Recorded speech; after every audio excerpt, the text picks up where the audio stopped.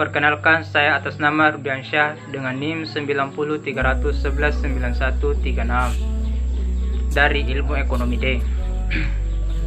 Soal pertama, jelaskan apa yang Anda ketahui tentang konsep dasar ekonomi sumber daya manusia.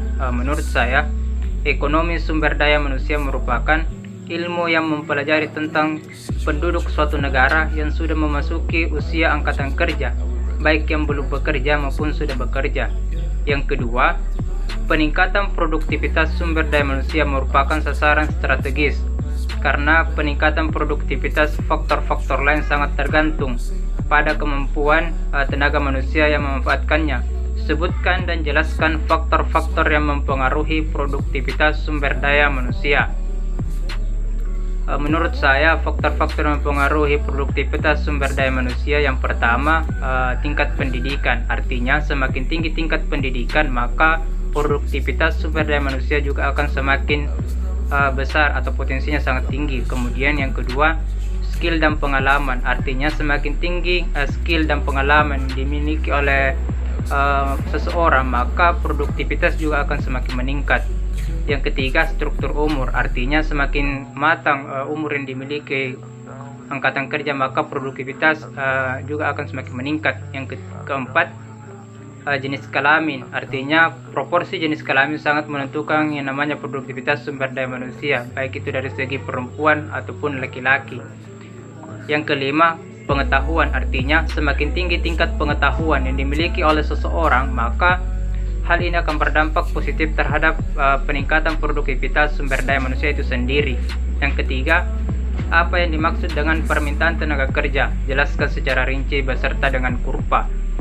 Jawab, menurut saya, permintaan tenaga kerja adalah suatu keadaan yang menggambarkan ketersediaan pekerjaan atau lapangan kerja untuk diisi oleh para pencari kerja atau angkatan kerja.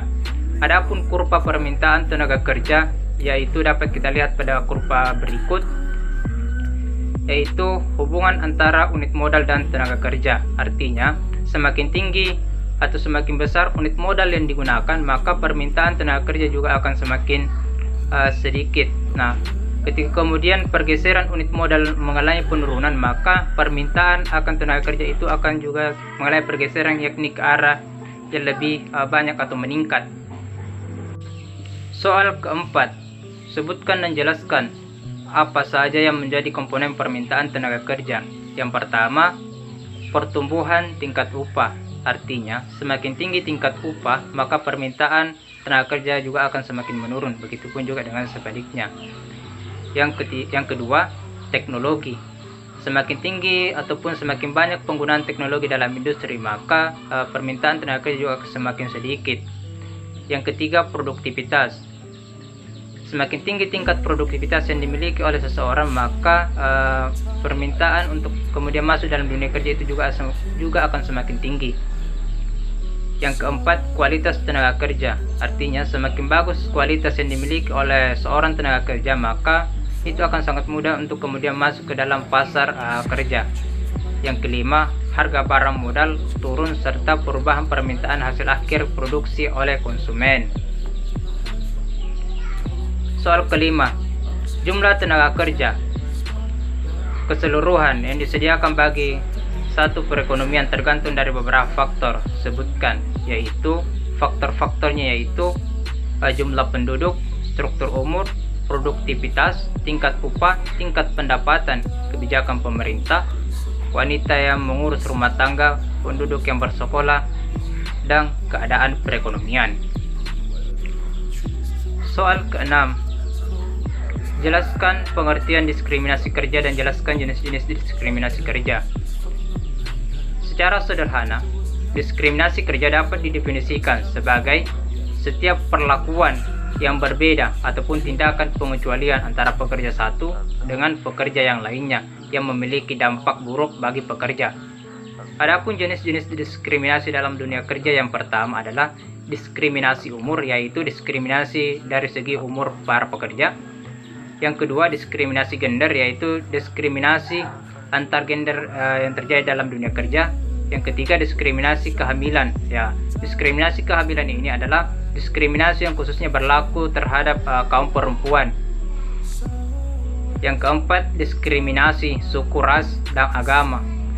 Diskriminasi ini paling umumnya dialami oleh para pekerja yang memang berasal ataupun memiliki suku, ras, dan agama yang berbeda. Yang kelima, diskriminasi pandangan politik. Diskriminasi pandangan politik ini cukup menarik karena sebagaimana kita ketahui bahwa proporsi misalnya dalam bidang politik, proporsi untuk perempuan itu dibatasi sebesar 30%. Nah, hal itu kemudian mendiskriminasikan perempuan di dunia ataupun di ranah politik.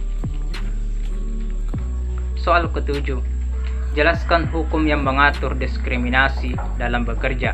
Nah, Undang-Undang tentang Diskriminasi Kerja terdapat dalam Konvensi ILO nomor 111 mengenai diskriminasi dalam hal pekerjaan dan jabatan yang telah disahkan dengan Undang-Undang nomor 21 tahun 1999, di mana dalam konvensi tersebut istilah diskriminasi meliputi yang pertama, setiap pembedaan, pengecualian, atau pengutamaan atas dasar ras, warna kulit, jenis kelamin, agama, keyakinan politik, kebangsaan, atau asal-usul sosial yang berakibat meniadakan atau mengurangi persamaan kesempatan dan perlakuan dalam pekerjaan atau jabatan. Yang kedua, perbedaan, pengecualian, atau pengutamaan lain yang berakibat meniadakan atau mengurangi persamaan kesempatan atau perlakuan dalam pekerjaan atau jabatan.